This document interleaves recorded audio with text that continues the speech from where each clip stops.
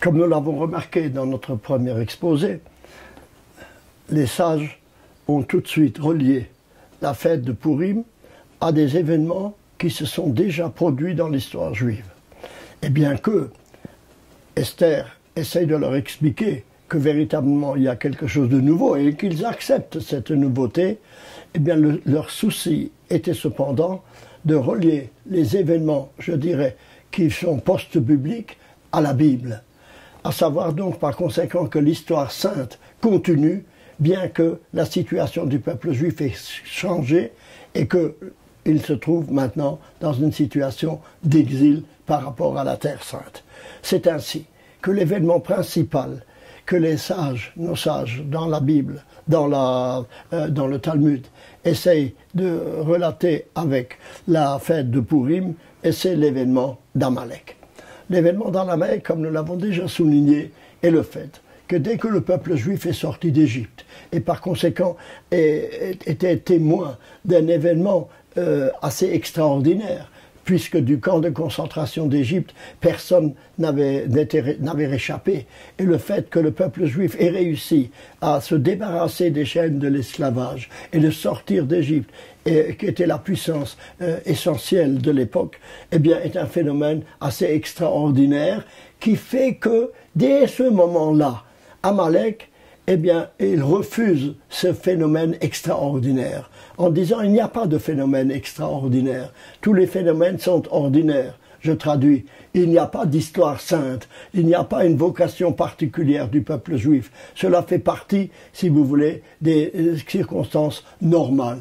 Nous allons essayer de détruire le peuple juif et nous allons montrer qu'il n'y a rien d'extraordinaire à cela. C'est pourquoi, dès leur sortie d'Égypte, eh bien, il entreprend une guerre d'extermination. Cette guerre est très caractéristique de l'opposition qu'il y a à la vocation juive, je pourrais dire, des nations.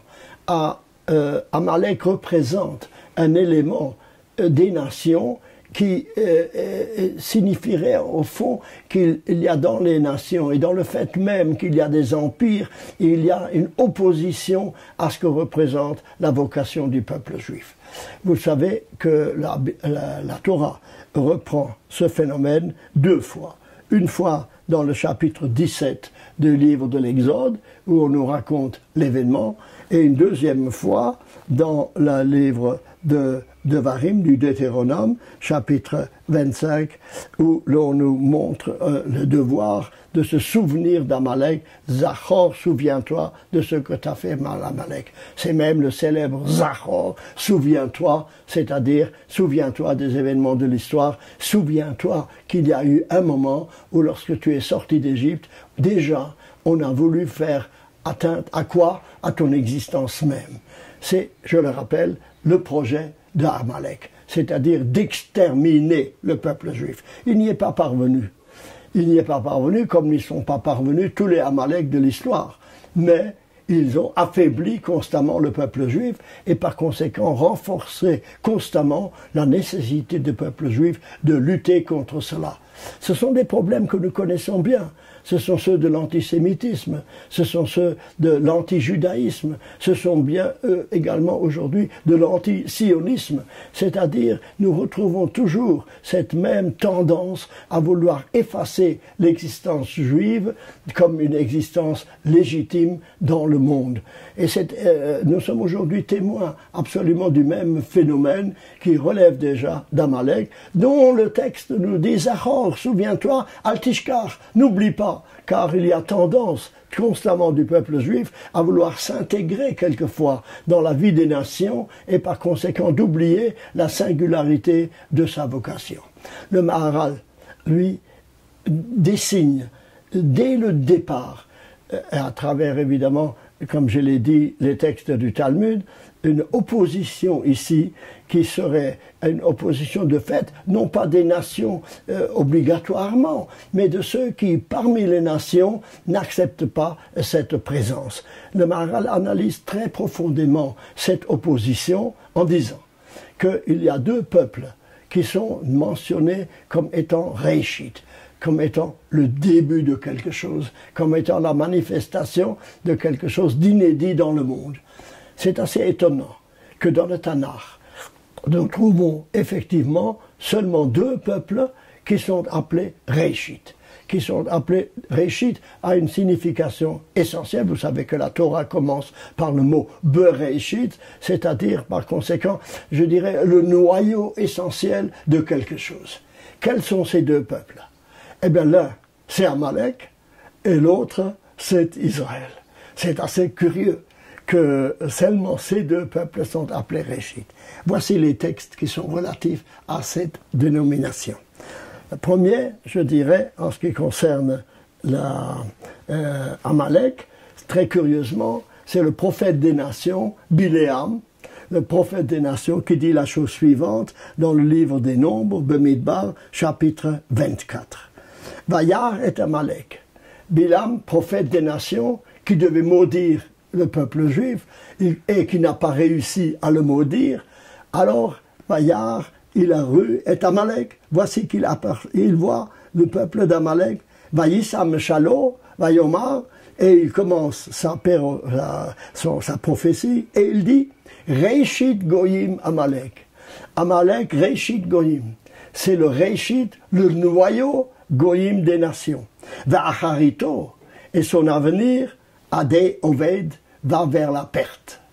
C'est-à-dire que Amalek représente par quelque chose dans les nations une certaine volonté de puissance, de s'affirmer dans le monde qui est destinée à n'avoir aucun avenir. Va'acharito et son avenir, Adé Aved, est destiné à péricliter et à se perdre. Le second texte, se trouve dans le livre de Jérémie. Le prophète Jérémie, qui, je le rappelle, a vécu au moment de la destruction du temple, affirme, lui, dans le chapitre 2, la chose suivante. Kodesh Israël Lachem. Israël est consacré à Dieu. Réchit Tevuato, c'est le début de sa récolte. Kol Ochlav, tous ceux qui désirent l'anéantir, Yeshamu, sont fautifs. Ra Tavo Alehem, le mal les poursuivra, Neum Hashem, ainsi parle Dieu. C'est-à-dire que Israël, contrairement à Amalek, voit sa vocation même, je dirais, son existence seulement en relation avec la divinité. L'affirmation de la présence d'Israël dans le monde est l'affirmation d'un lien avec la transcendance divine, et c'est le sens même de l'alliance. C'est pourquoi Israël Kodesh a une certaine allure de sainteté, parce qu'il est relié à Dieu. C'est le début de sa récolte. Dieu attend de la création du monde une récolte, c'est-à-dire une manière que ce projet se réalisera et portera ses fruits, c'est-à-dire que le monde entier reconnaîtra cette immanence divine dans l'histoire, cette présence de Dieu dans le monde, d'un monde qui ne saurait exister par son propre immanence, mais uniquement relié à ce qu'il a créé, c'est-à-dire au Créateur, et par conséquent, Kol Ochlav, tous ceux qui voudraient l'anéantir, Yeshamu, commettent une faute irréparable, Ra Tavo Alehem, le mal finira par les atteindre, ainsi parle Dieu. Eh bien, en opposant ces deux textes, et à mon sens, le Maharal est le premier à les opposer, il affirme par là qu'au fond, dans l'histoire telle que nous la connaissons, il y a une opposition entre les nations et Israël. C'est-à-dire, non pas les nations telles qu'elles sont, mais dans le principe de ce qu'ils représentent, et d'autre part, Israël, c'est-à-dire de ce que Israël représente. Israël représente cette affirmation fondamentale que l'existence humaine n'a de sens que reliée au projet du Créateur. Or, Amalek, au contraire, ce sont l'affirmation des nations qui affirment leur puissance même sous différents aspects, mais sans être reliées à aucune transcendance. Une volonté de nier en quelque sorte le Créateur en affirmant que c'est, au fond, nous ne connaissons que l'immanence du monde, nous ne connaissons absolument pas l'intervention d'une transcendance. Donc, l'histoire ici nous amène à considérer que l'histoire générale est une confrontation entre ces deux puissances, je dirais, qui l'une affirme la présence et l'intervention d'une transcendance divine dans le monde, et l'autre, au contraire, essaye de comprendre l'univers de par ses propres forces, en niant par conséquent d'une façon consciente, mais quelquefois inconsciente, mais souvent consciente, le fait que l'homme lui-même, eh bien, il est maître de sa propre destinée, sans avoir à rendre compte d'une relation quelconque avec la transcendance. Vous voyez que par la suite, on peut voir que l'intervention d'Amalek revient à plusieurs reprises dans l'histoire juive. Elle revient ici la première fois, comme je l'ai dit, dès que les Juifs sont sortis d'Égypte, et nous en avons deux témoignages dans la Torah elle-même, dans le récit même du livre de l'Exode, et dans Devarim, c'est-à-dire dans le Deutéronome, le fait, l'obligation de ne pas oublier cet événement. Nous disons entre parenthèses qu'avant la fête de Purim, le Shabbat qui précède est Parashat Zachor, précisément, nous lisons cette histoire d'Amalek. Une deuxième fois, nous avons dans les prophètes également un rappel d'Amalek. C'est le fait que lorsque la royauté est établie en Israël, du roi Saül, eh bien, il a l'obligation de détruire Amalek, de s'opposer à Amalek. Et il fait la guerre à Amalek, mais il ne l'extermine pas totalement. Et l'idée du Maharal me semble être ici la suivante, à savoir que Amalek, c'est ce qui s'oppose chaque fois que le peuple juif essaye de réaliser sa vocation. Le peuple juif est sorti d'Égypte, mais à la sortie d'Égypte, il n'a pas encore son identité profonde. Il aura son identité profonde en allant vers le mont Sinaï et à recevoir la Torah. C'est à ce moment-là qu'intervient Amalek, en disant « cela ne sera pas ». C'est-à-dire cette vocation supplémentaire qui doit être la tienne, eh bien, nous allons l'empêcher. Et par conséquent, il empêche le peuple juif d'aller au mont Sinaï, de poursuivre sa marche. C'est à ce moment-là qu'il intervient. Une deuxième fois, dans un deuxième effort du peuple juif, de réaliser l'idéal de la Torah, une fois établi dans le pays, à savoir la royauté. Là encore, vient la confrontation avec Amalek d'une façon objective, vient la confrontation avec Amalek en disant « cela ne sera pas ». C'est-à-dire l'établissement du peuple juif dans sa souveraineté sur sa terre pour établir une royauté doit être empêché. Et d'une façon tout à fait caractéristique, la Megillat Esther, comme je l'ai déjà souligné, est écrite également, je dirais, en relation, sinon ouverte, du moins souterraine, avec ces événements. C'est pourquoi, dans la Megillat Esther, est rappelé que Mardoché, était de la tribu de Benjamin, mais remonte par conséquent à quoi? À Kish, c'est-à-dire à l'ancêtre de Saül, précisément en disant que Mardoché est de la même catégorie que l'était Saül. Et d'ailleurs, nous allons voir, c'est la première fois qu'apparaît également dans la Tanakh l'idée que Mordechai, bien que étant de la tribu de Benjamin, est appelé le Yehoudi, c'est-à-dire le Juif. Nous allons voir ce que cela signifie, alors que jusque-là, les Juifs étaient des Hébreux, maintenant ils sont des Juifs, c'est-à-dire qu'il y a ici quelque chose de nouveau qui se produit. Nous allons essayer de voir quelle en est la signification, mais le texte rappelle également que Haman, il est appelé Ha'agagi. Agag était précisément le roi d'Amalek qui s'est opposé à Saül. Vous voyez que par ce simple rappel que Haman était Agagi, c'est-à-dire un descendant de Agag, donc d'Amalek, bien que le mot d'Amalek ne soit pas prononcé, et que d'un autre part, Mardoché, lui, était de la descendance de Saül, oppose de nouveau les deux à un moment où la destinée du peuple juif est différente de ce qu'elle était avant, puisque, comme nous l'avons dit, le premier Amalek, c'est dans le désert, le deuxième Amalek, c'est lorsque le peuple juif s'établit sur sa terre, et le troisième Amalek, c'est lorsque le peuple juif vit dans l'exil et séparé de sa terre. Mais c'est toujours en fonction de ce que le peuple juif doit atteindre et réaliser sa vocation dans une nouvelle étape, qu'intervient Amalek, qui veut empêcher cette évolution et par conséquent cette montée du peuple juif de degré en degré. À cela, il faut ajouter un événement essentiel.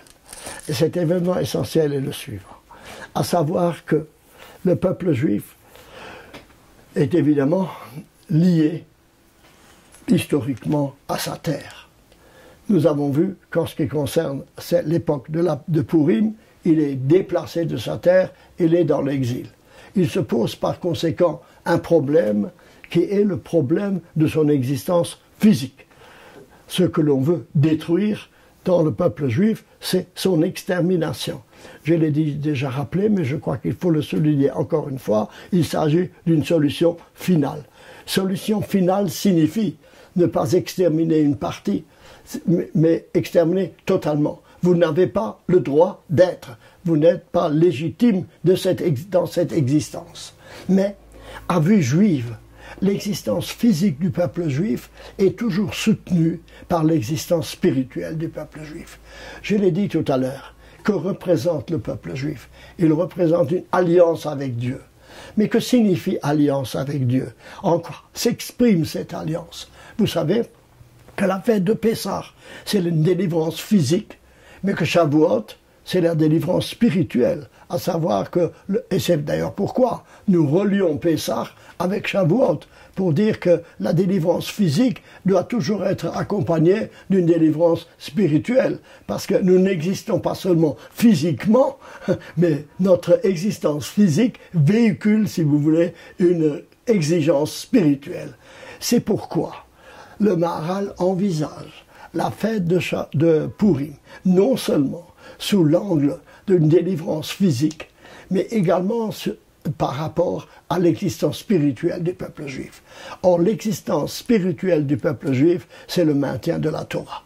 Ce qui donne au peuple juif la force d'exister, c'est son rapport à Dieu, mais Dieu est présent dans le monde d'une façon, je dirais, physique, dans la Torah. Nous ne saisissons pas Dieu, mais nous comprenons ce qu'est Dieu à travers la Torah, c'est-à-dire un livre qui n'est pas seulement un livre, mais qui est l'expression de la volonté de Dieu, de ce que Dieu désire par rapport à l'homme et par rapport plus spécifiquement au peuple juif.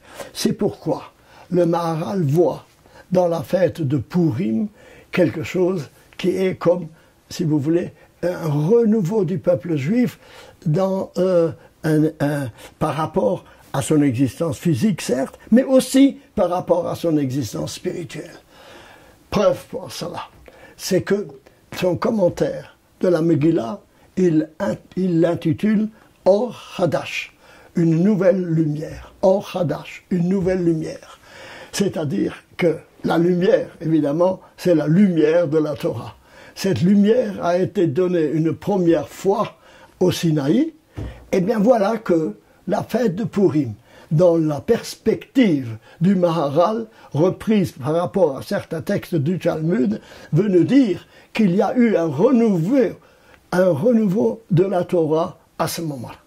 Comment faut-il le comprendre et quels sont les textes relatifs du Talmud à ce sujet? Alors voici comment le Maharal interprète dans son livre Tiferet Israël, la gloire d'Israël.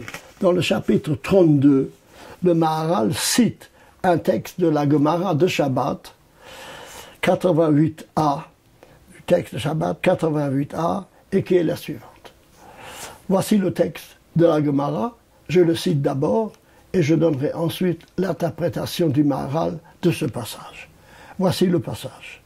Le texte de la Gemara, de l'Exode, parlant de l'arrivée du peuple juif au mont Sinaï, dit la chose suivante.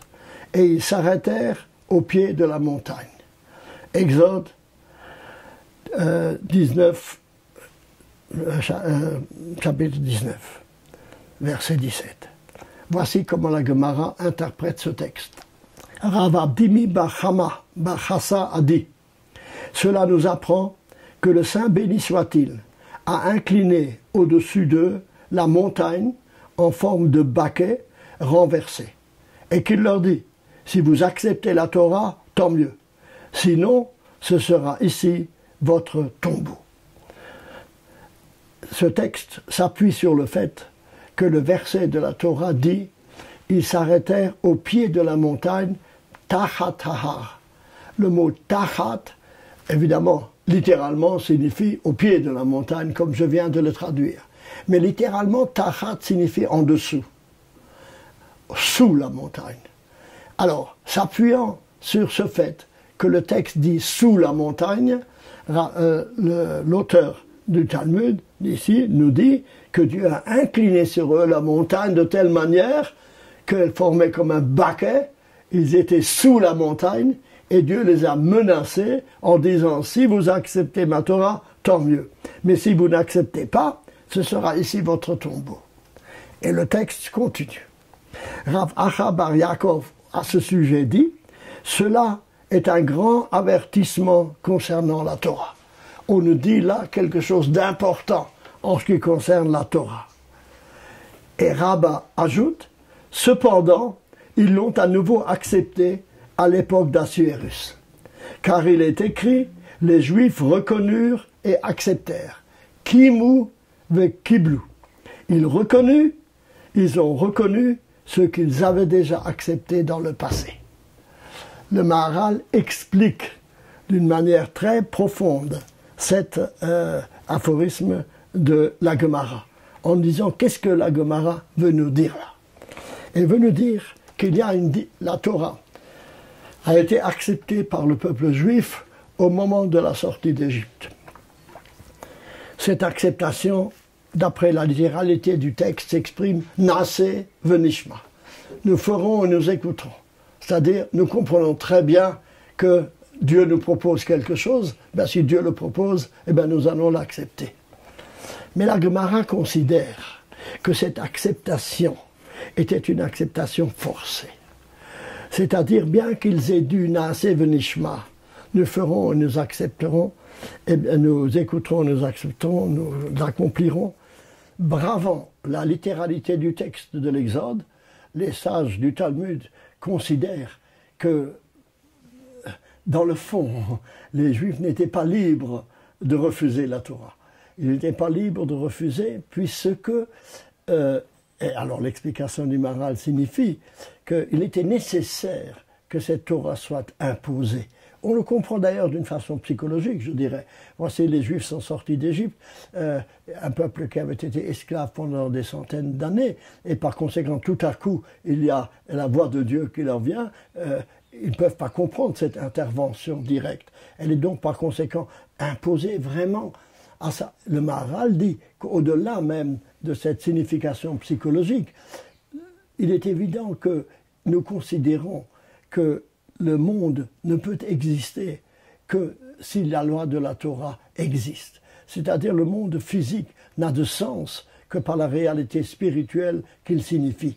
Et c'est le don de la Torah, c'est-à-dire par conséquent le fait que Dieu non seulement a créé le monde, mais qu'il a donné un mode d'emploi, comment l'homme doit réagir dans ce monde et s'y comporter, est une chose absolument essentielle. Et donc le Maharal considère qu'on ne peut pas penser que les Juifs aient pu refuser la Torah. Refuser la Torah, cela aurait signifié la fin de l'univers.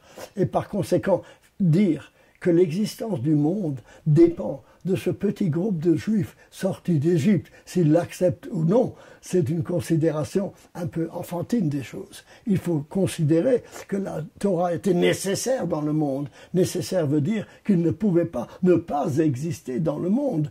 Et par conséquent, pour bien montrer que, et c'est l'avis du Talmud, que l'existence du monde est absolument indépendante de l'existence de la Torah, ils ont traduit cela par le fait, et l'ont rallié à l'idée, Tachat Har, que Dieu a renversé la montagne sur eux et leur a imposé cette Torah. Mais le texte ajoute, Muda Rabba Leoraita. Nous avons traduit, c'est un grand avertissement. En réalité, ce n'est peut-être pas tellement un avertissement, je veux dire par là, c'est peut-être même une dépréciation de la Torah. Parce que dire que la Torah doit être imposée est quand même si l'on veut recevoir un cadeau d'une grande importance, c'est pas nécessaire de l'imposer. Une chose de telle valeur, cela va de soi que l'on doit accepter un cadeau d'une telle valeur.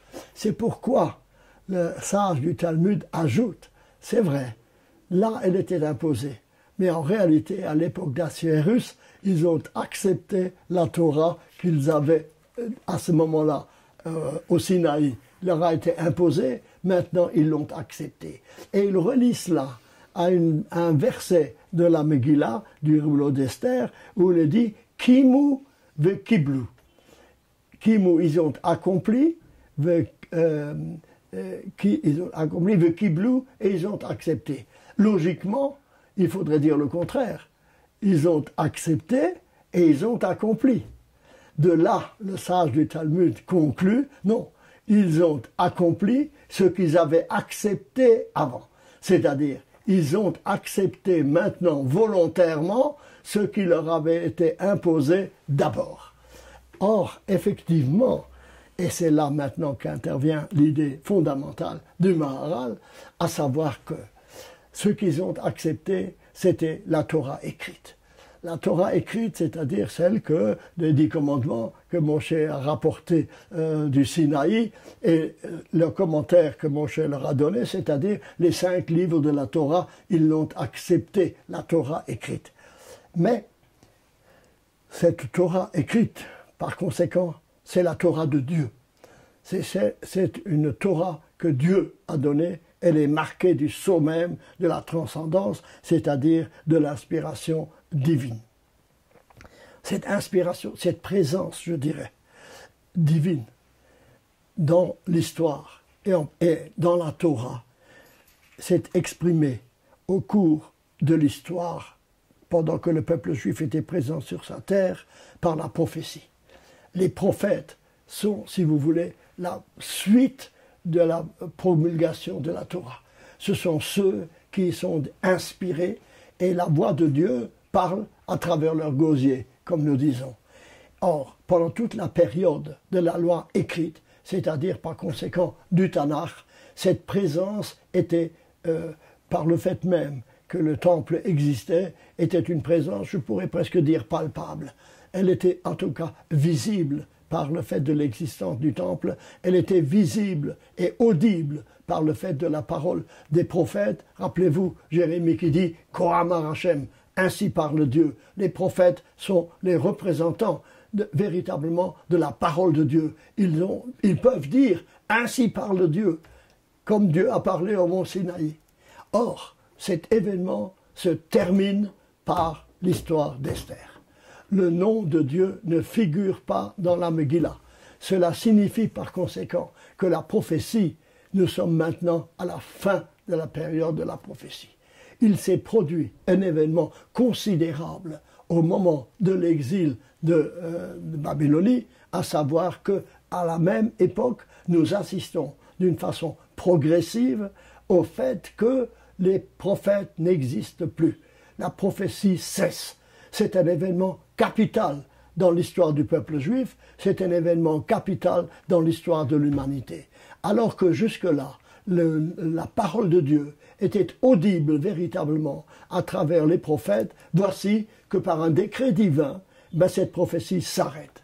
Cette prophétie s'arrête et il faut comprendre qu'il y a là un véritable traumatisme du peuple juif, alors que jusque-là, ils étaient dirigés par des personnes qui, eux, étaient capables de dire ainsi, voici ce que Dieu exige de vous, eh bien maintenant, il n'y a plus cela.